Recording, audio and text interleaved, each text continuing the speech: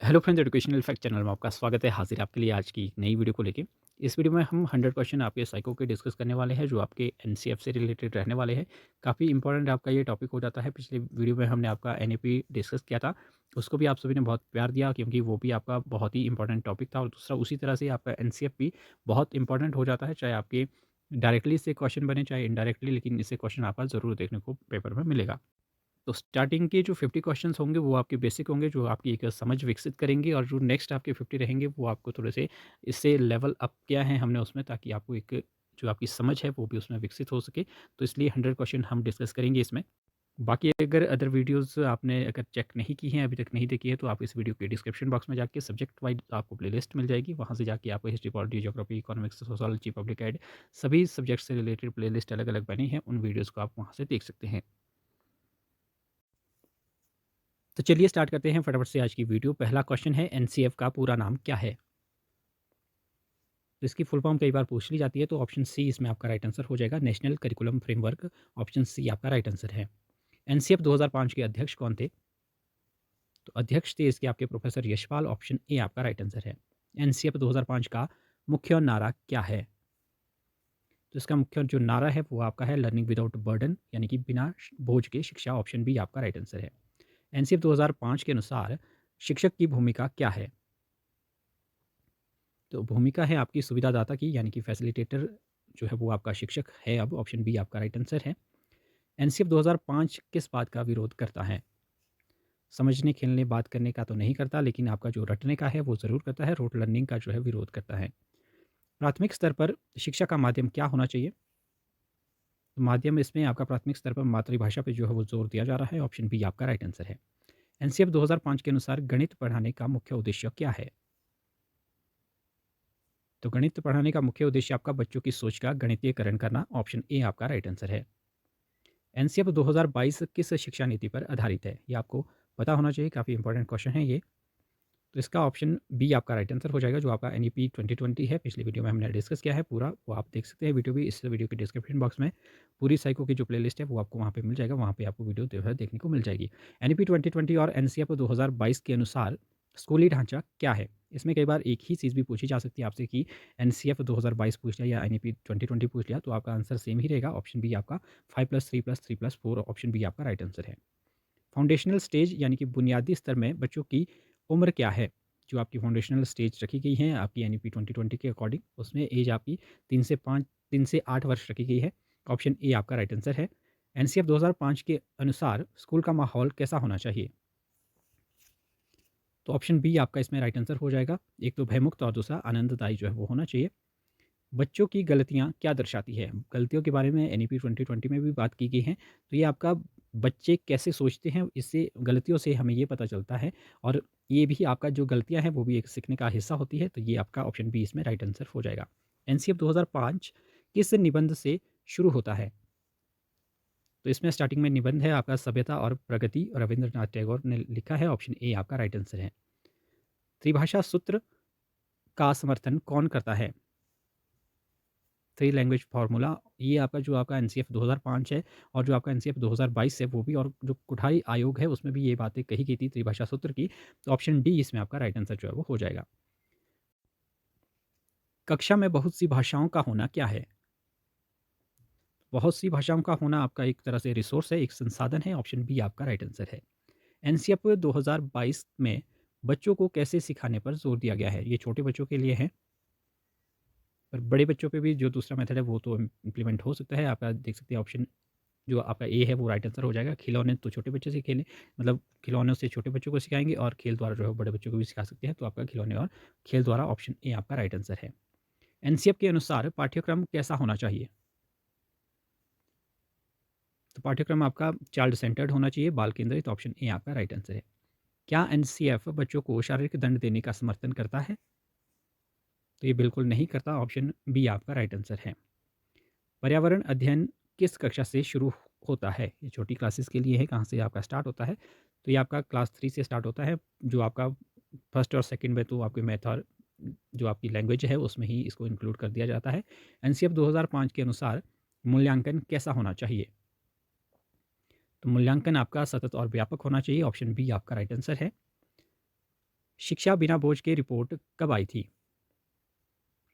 ये आपकी 1993 में, ऑप्शन ए आपका राइट आंसर है। एनसीएफ 2022 को किसने जारी किया? तो ये आपका शिक्षा मंत्रालय द्वारा, भारत सरकार द्वारा, ऑप्शन ए आपका राइट आंसर है।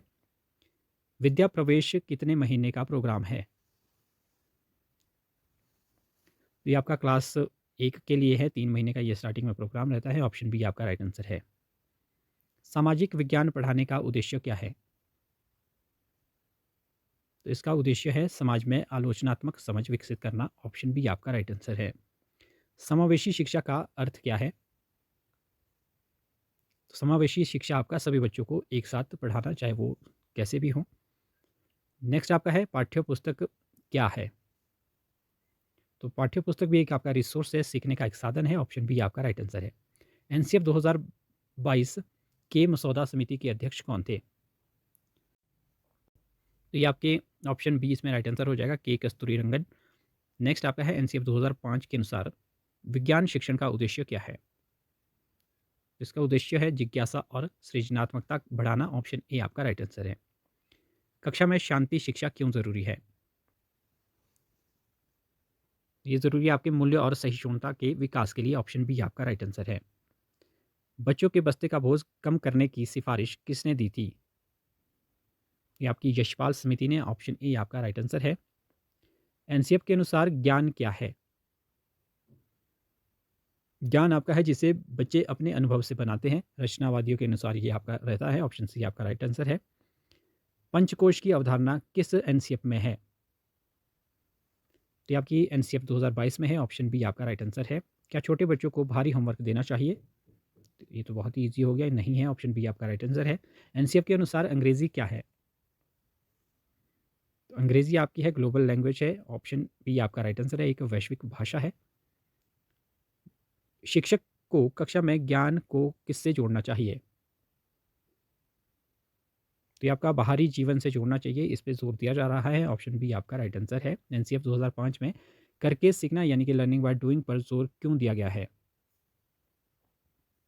तो लर्निंग बाय डूइंग से जो ज्ञान है वो आपका परमानेंट रहता है, ताकि ज्ञान स्थायी हो सके, ऑप्शन बी आपका राइट आंसर है। प्राथमिक स्तर पर गणित कैसा होना चाहिए? प्राथमिक स्तर पे आपका व्यवहारिक और गतिविधि आधारित होना चाहिए, ऑप्शन बी आपका राइट आंसर है। आपने देखा भी होगा कुछ बुक्स आपकी इस तरह से ही अब बन रही हैं। एनसीएफ 2022 में जादुई पिटारा क्या है?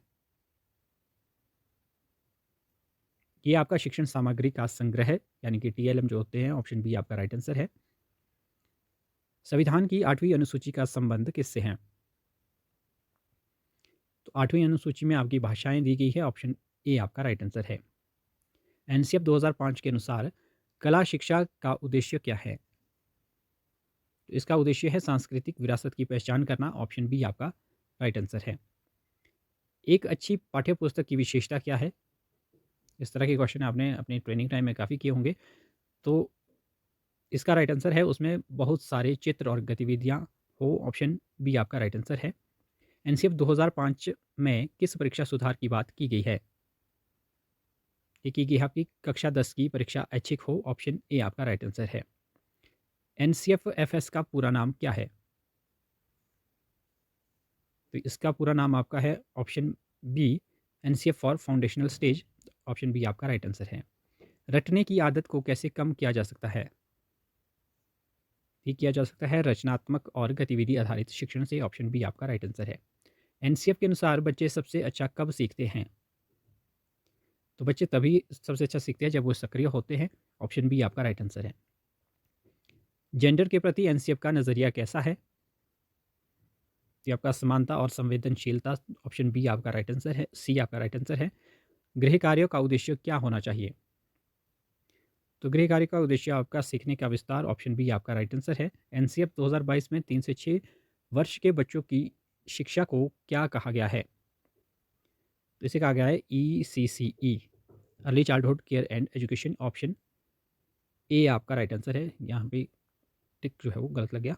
नेक्स्ट आपका है एनसीएफ 2005 के अनुसार पुस्तकालयों का उपयोग कैसे होना चाहिए? तो इसमें भी ऑप्शन बी आपका राइट आंसर हो जाएगा, बच्चे खुद अपनी पसंद की किताबें चुनें और पढ़ें, ऑप्शन बी आपका राइट आंसर है। शिक्षा का अंतिम लक्ष्य क्या है?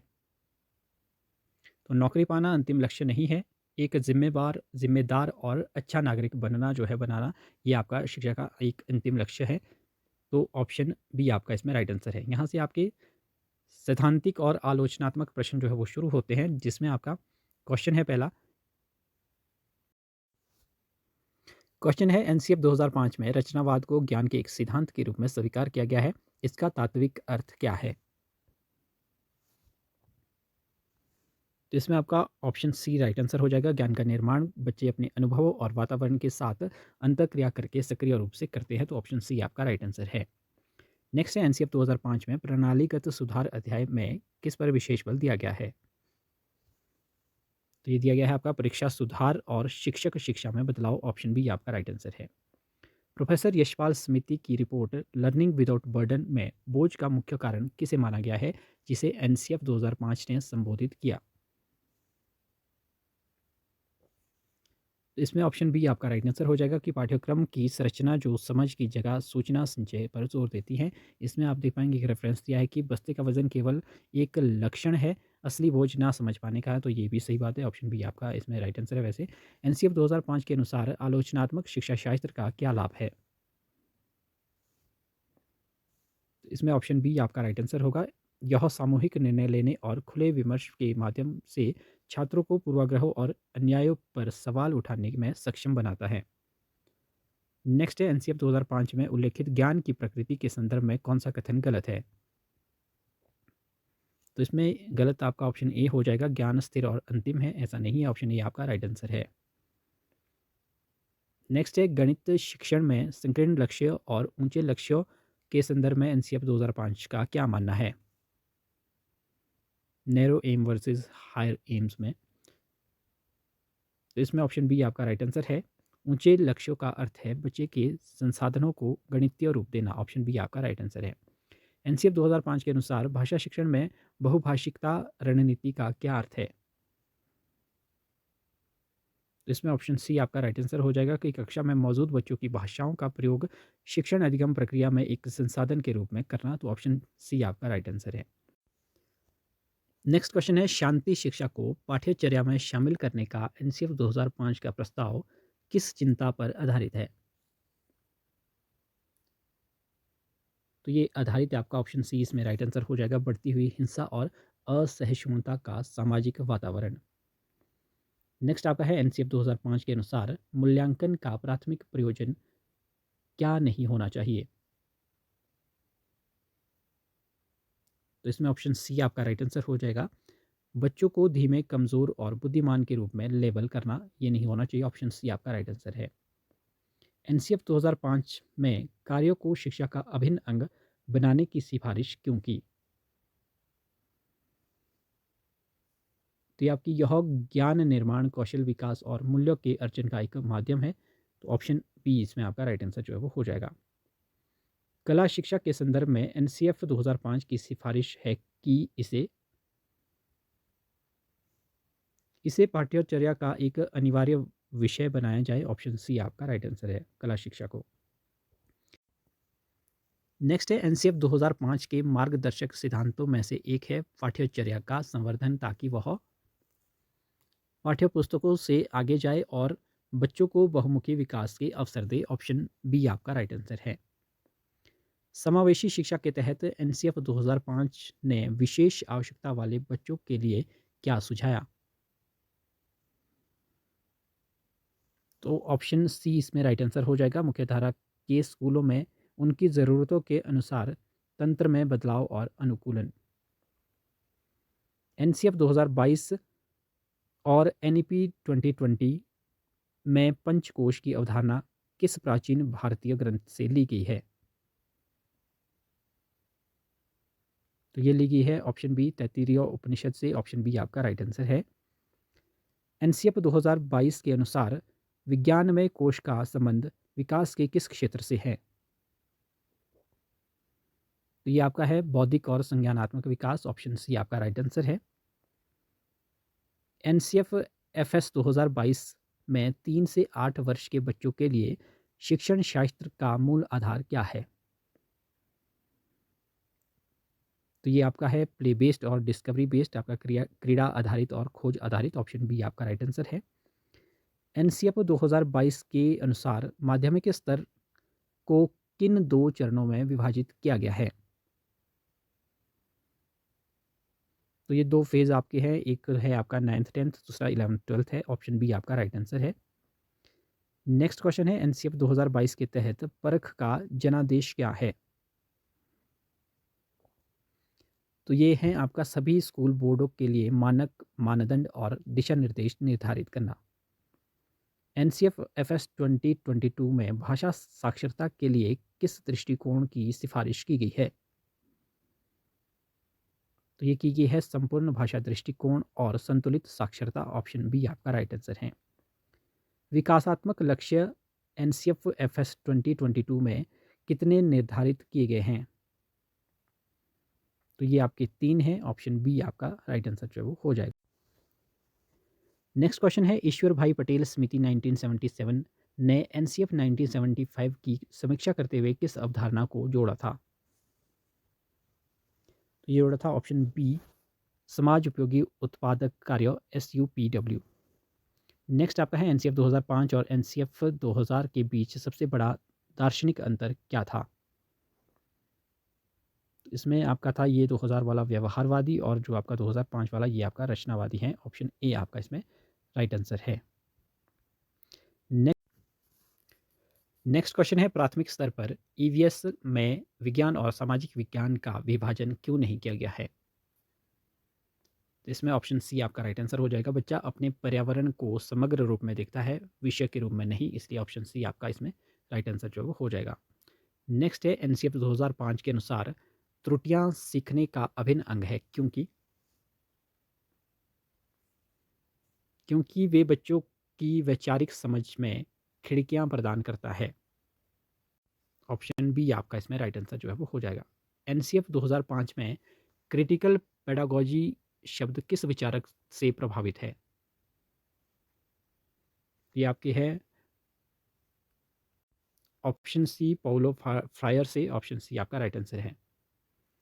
कक्षा 1 और 2 में पर्यावरण अध्ययन को एक अलग विषय के रूप में ना पढ़ाकर कैसे पढ़ाया जाता है? तो ये इसमें ही इंक्लूड कर दिया जाता है आपका भाषा और गणित के माध्यम से, ऑप्शन बी आपका राइट आंसर है। एनसीएफ 2005 के position paper on teaching of mathematics के अनुसार गणित की कक्षा की सबसे बड़ी समस्या क्या है? तो इसमें भय और असफलता का भाव, ऑप्शन बी आपका राइट आंसर है। जेंडर को एनसीएफ 2005 में किस रूप में संबोधित किया गया है? तो ये आपका एक क्रॉस कटिंग मुद्दे के रूप में जिसे सभी विषयों से संबंधित किया जाना चाहिए, तो ऑप्शन बी आपका राइट आंसर है। एनसीएफ 2022 के अनुसार स्कूल की संस्कृति का सबसे महत्वपूर्ण पहलू क्या है? तो सबसे महत्वपूर्ण आपका आपसी संबंध, जो आपके शिक्षक छात्र के भी आपस में और छात्र छात्र के, तो ऑप्शन सी आपका राइट आंसर है। एनसीएफ एफएस 2022 में एमरजेंट लिटरेसी उभरती साक्षरता का क्या तात्पर्य है? तो इसमें ऑप्शन ए आपका राइट आंसर हो जाएगा। जब बच्चा औपचारिक रूप से पढ़ना लिखना सीखने से पहले साक्षरता के व्यवहार प्रदर्शित करता है, ऑप्शन ए आपका राइट आंसर है। एनसीएफ 2005 के अनुसार पाठ्यपुस्तक की भूमिका क्या होनी चाहिए? तो ऑप्शन सी इसमें आपका राइट आंसर हो जाएगा। सुगमकर्ता के लिए एक साधन लेकिन एकमात्र संसाधन नहीं, ऑप्शन सी आपका राइट आंसर है। एनसीएफ 2022 में सेमेस्टर सिस्टम का प्रस्ताव किस कक्षा स्तर के लिए विचारणीय है? तो ये आपका माध्यमिक स्तर पे 9 से 12, ऑप्शन सी आपका राइट आंसर है। शिक्षा बिना बोझ के रिपोर्ट में जॉय ऑफ लर्निंग के गायब होने का मुख्य कारण क्या बताया गया? तो इसमें ऑप्शन ए आपका राइट आंसर जो है वो हो जाएगा। पाठ्यक्रम की अत्यधिक गहनता और परीक्षाओं का दबाव, ऑप्शन ए। एनसीएफ 2005 संविधान की 8वीं अनुसूची में दी गई भाषाओं के अलावा अन्य भाषाओं के बारे में क्या कहता है? ये कहता है आदिवासी और लुप्तप्राय भाषाओं का सम्मान और संरक्षण होना चाहिए, ऑप्शन बी आपका राइट आंसर है।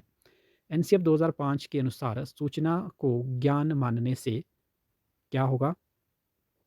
बचना चाहिए, तो ऑप्शन ए आपका इसमें राइट आंसर जो है वो हो जाएगा। राष्ट्रीय संचालन समिति 2005 के अध्यक्ष प्रोफेसर यशपाल थे। 2022 की समिति के अध्यक्ष कौन थे, ये आपने बताना है। वैसे ये प्रोफेसर यशपाल के बारे में हमने ऊपर भी क्वेश्चन डिस्कस किया है। तो ये आपका ऑप्शन बी के कस्तूरी रंगन, ऑप्शन बी आपका इसमें राइट आंसर जो है वो हो जाएगा। एनसीएफ 2022 के अनुसार फाउंडेशनल न्यूमरेसी का लक्ष्य क्या है? तो इसका लक्ष्य है दैनिक जीवन में तार्किक सोच और संख्यात्मक कौशल का उपयोग करना, ऑप्शन सी आपका राइट आंसर है। एनसीएफ 2005 में शिक्षक शिक्षा के लिए किस नए प्रतिमान का सुझाव दिया?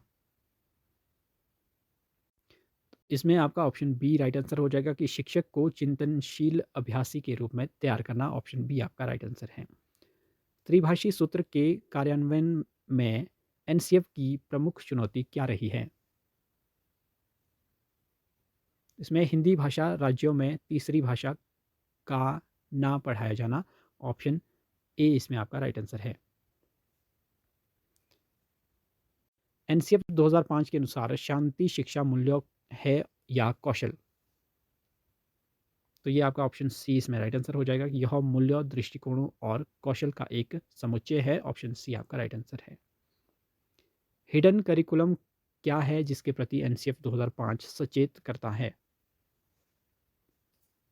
तो ये आपका है स्कूल के अनकहे नियम, व्यवहार और संस्कृति जो बच्चे को अप्रत्यक्ष रूप से मूल्य सिखाते हैं, तो ऑप्शन बी आपका राइट आंसर है। एनसीएफ 2022 में जादुई पिटारा अवधारणा का उद्देश्य क्या है?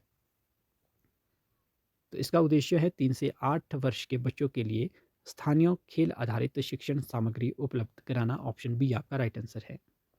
तो ये 100 क्वेश्चन हमने डिस्कस किए, काफ़ी इंपॉर्टेंट क्वेश्चंस है ये सभी, पहले वाले भी इंपॉर्टेंट क्वेश्चंस थे और नेक्स्ट जो पार्ट में हमने ये लास्ट वाले 50 क्वेश्चन डिस्कस किए ये भी काफ़ी इंपॉर्टेंट है। क्वेश्चन कहीं से भी बन सकता है, तो एनसीएफ आपका इंपॉर्टेंट चैप्टर हो जाता है। और जैसे ही आपको पता भी है कि आपका नई शिक्षा नीति से भी क्वेश्चन बनते हैं और नए आपका जो एनसीएफ से भी क्वेश्चन बनेंगे, तो ये काफ़ी इंपॉर्टेंट वीडियोज़ आप सभी के लिए हम लाते रहते हैं।